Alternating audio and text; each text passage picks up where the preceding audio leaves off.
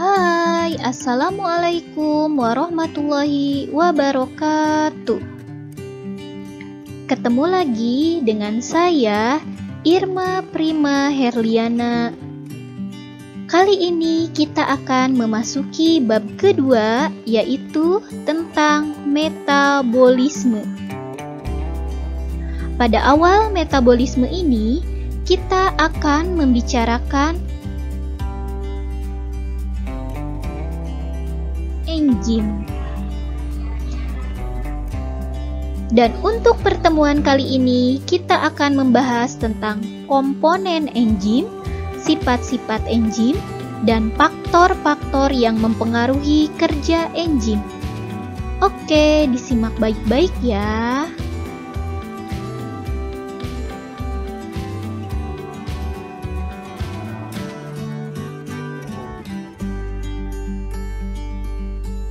Komponen enzim. Enzim ternyata dibagi menjadi dua bagian, yaitu apoenzim dan gugus prostetik. Apoenzim ternyata adalah bagian dari protein, dan gugus prostetik ini ternyata adalah bagian dari non-protein. Non-protein ini dibagi menjadi dua bagian, yaitu ada kofaktor dan ada koenzim. Kofaktor contohnya adalah ion mineral, seperti kalsium, natrium, kalium, dan sebagainya. Koenzim contohnya adalah vitamin.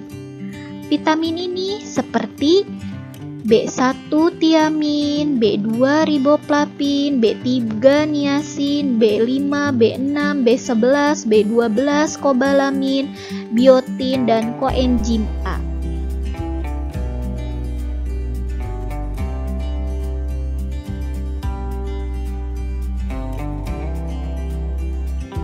Selanjutnya, sifat-sifat enzim. Sifat-sifat enzim yang pertama yaitu sebagai protein.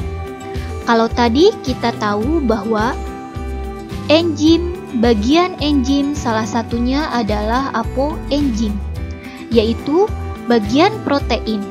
Maka sifat yang pertama enzim adalah sebagai protein. Protein terdapat di suhu yang tinggi, maka akan mengalami kerusakan atau yang disebut dengan denaturasi. Yang kedua yaitu enzim bekerja secara spesifik. Artinya, enzim hanya bekerja pada substrat tertentu.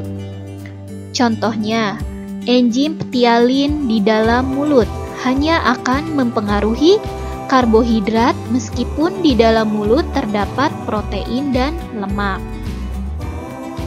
Yang ketiga yaitu biokatalisator.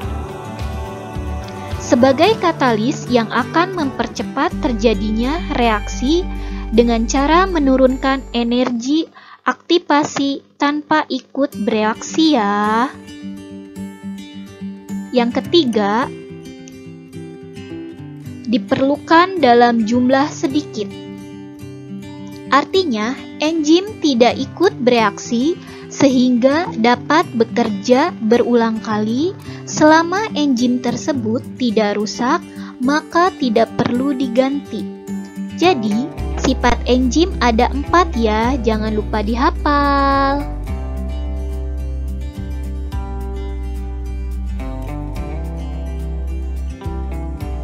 Selanjutnya, faktor yang mempengaruhi kerja enzim. Pertama, suhu.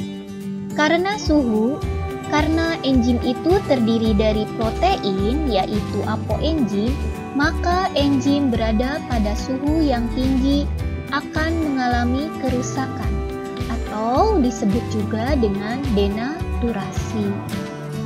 Yang kedua adalah pH. pH yaitu derajat keasaman.